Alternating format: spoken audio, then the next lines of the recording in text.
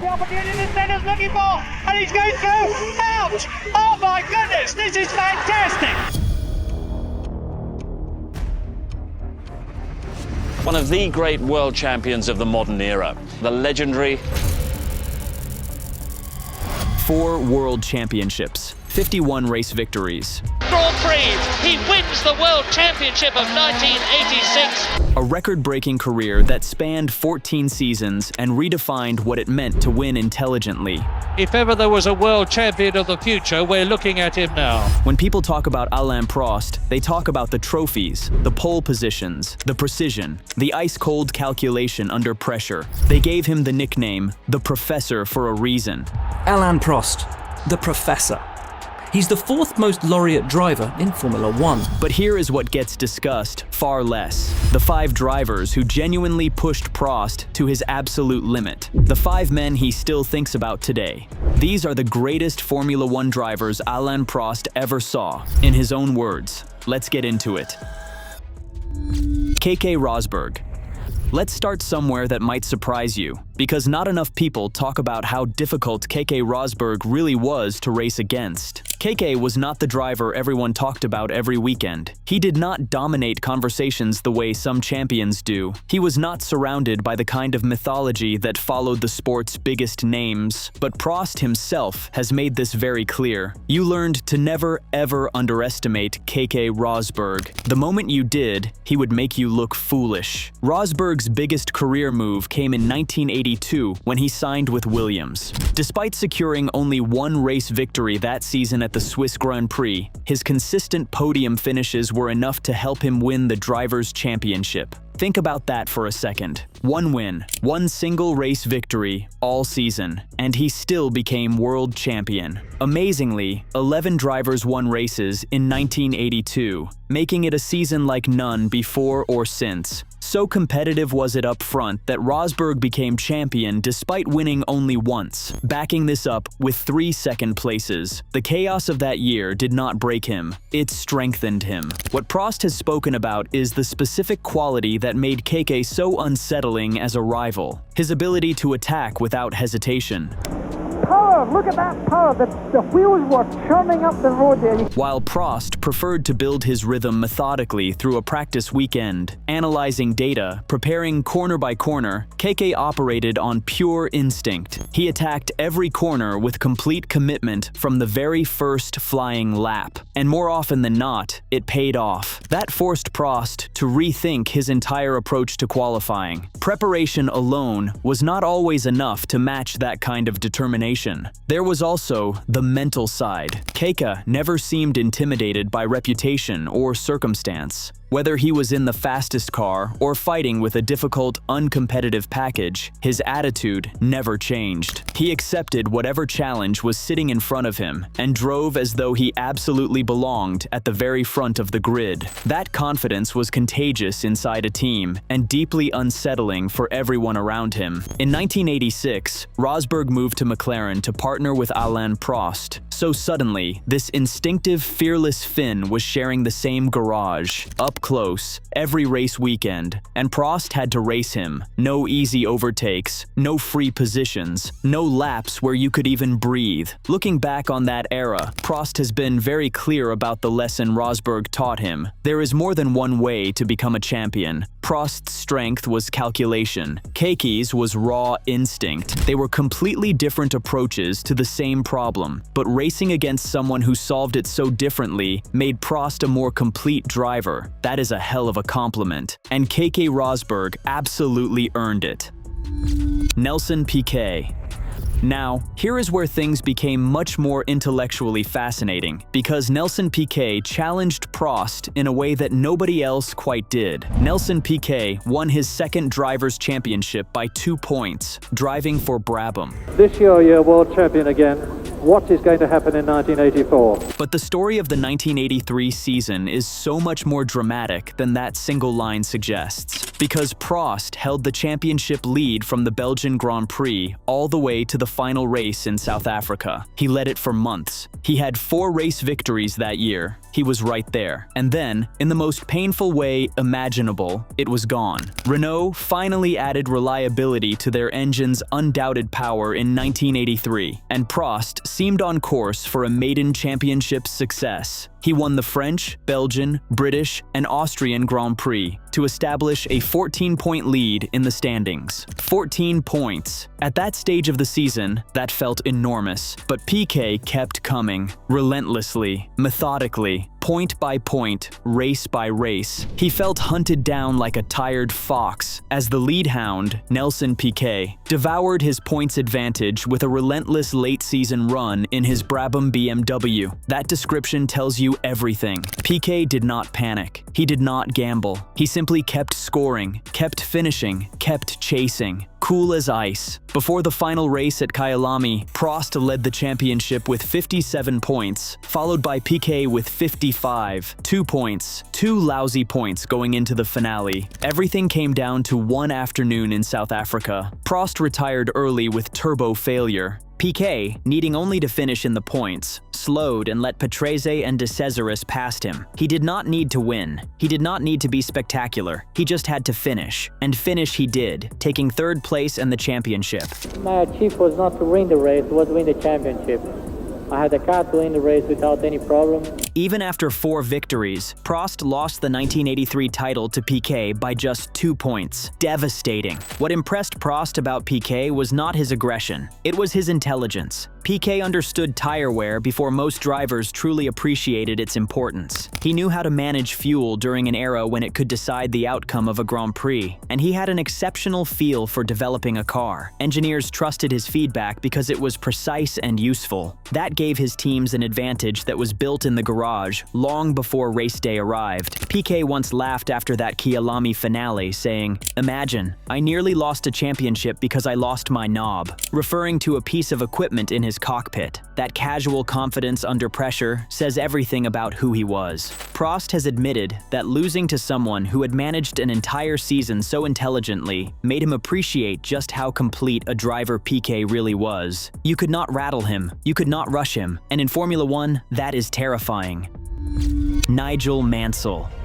But if Piquet challenged Prost's mind, then Nigel Mansell challenged something else entirely: his nerve. The contrast between these two men could not have been more dramatic. Prost approached Formula One like a chess grandmaster, every decision calculated, every lap measured, every risk assessed before the throttle was pressed. Nigel Mansell approached it like he was going to war. He attacked every lap as if it might be his last opportunity. He saw a gap and he went for it, immediately, without hesitation, without spending any time wondering whether it was sensible or not. Mansell himself captured that perfectly. He once said, "There was no warning of it, no sign that anything was wrong. In fact, I was just cruising along, knowing that I was in the right position to take the title. It just wasn't meant to be, was it?" That line was spoken after Adelaide in 1986, and it captures the heartbreak of what happened perfectly. Mansell was leading the 1986 championship going into the final round. Prost was defending his 1985 championship, but was no stranger to near misses, having lost the 1984 title by half a point to Niki Lauda. Going into that final race, Mansell led with 70 points, Prost sat on 64, and Piquet on 63. 3 drivers separated by just 7 points. The image imprinted on everyone's minds from the 1986 Australian Grand Prix is of Nigel Mansell hurtling down the main straight on lap 64. As his Williams Honda passed Philippe Alliot's Ligier, Mansell's left rear tire exploded, a shower of sparks bursting from the rear of the car as he wrestled it under control. It was over in an instant. May have been prepared to move over. And look at that! And colossally, that's Mansell! That is Nigel Mansell!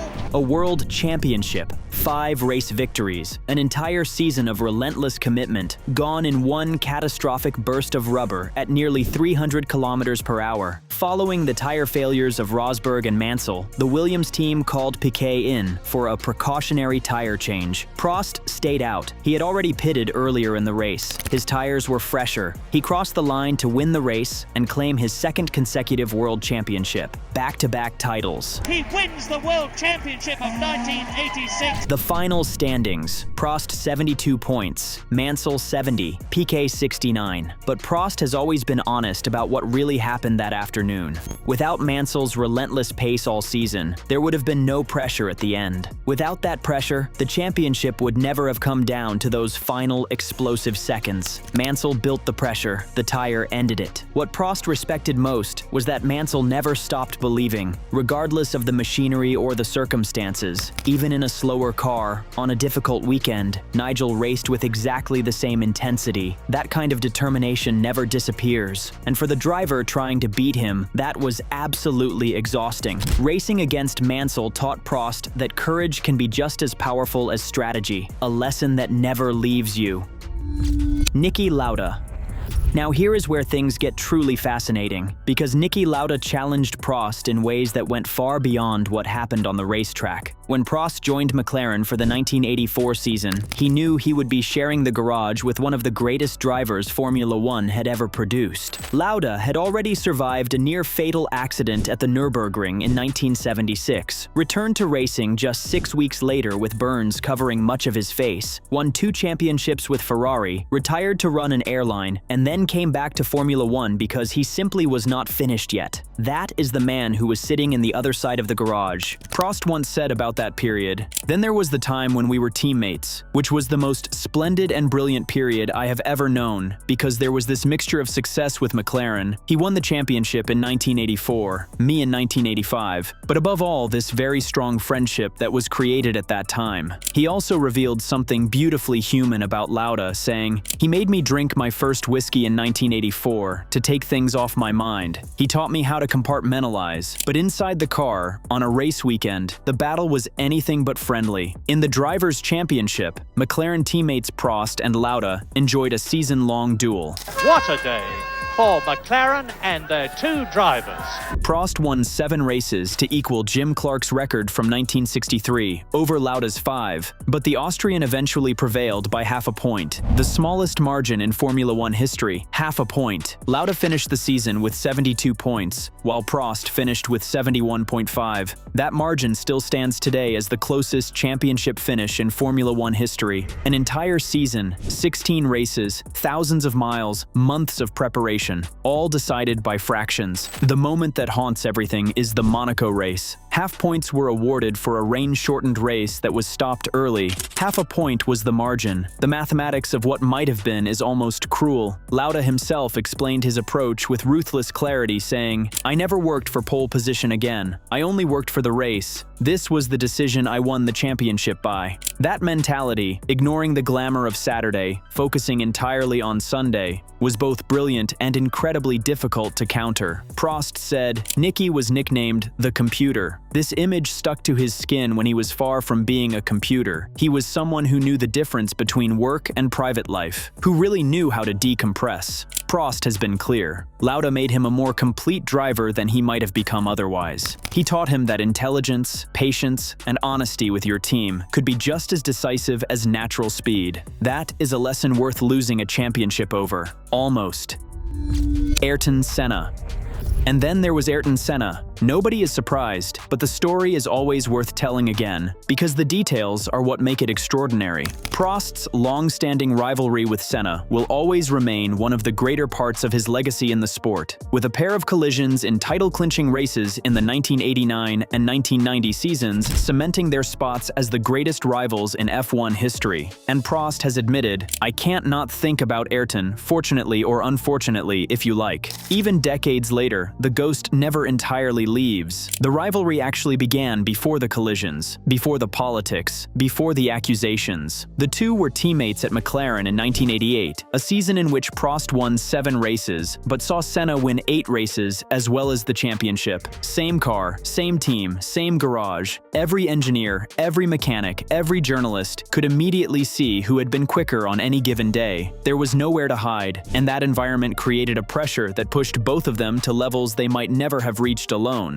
Prost was a more calculated and economical driver, while Senna raced flat out even in wet conditions. And about that, Senna in the wet was something genuinely different. Senna won more than half of the wet races he entered, a statistic that puts him significantly ahead of other legendary wet weather drivers like Michael Schumacher, Lewis Hamilton, and Max Verstappen. Senna himself once said, "You cannot overtake 15 cars in sunny weather, but you can when it is raining." He genuinely believed conditions that terrified other drivers gave him an advantage, and he was right. The 1984 Monaco Grand Prix announced his arrival to Formula One. Starting 13th in an uncompetitive Toleman, Senna carved through the field as conditions worsened, reaching second place by lap 19 and closing on leader Alain Prost before officials stopped the race. Prost was leading when that red flag came out. He won the race, but the image everyone remembers from that afternoon is not Prost crossing the line. It is Senna closing the gap, lap by lap, corner by corner, in a car that had absolutely no business being anywhere near the front of a Formula One field at Monaco. The 1990 Japanese Grand Prix saw a first corner collision between Senna and Prost, the second consecutive year that the World Championship had been decided by a collision at the Japanese track. With Senna leading in the standings, the collision immediately put both cars out of the race and secured Senna his second world championship.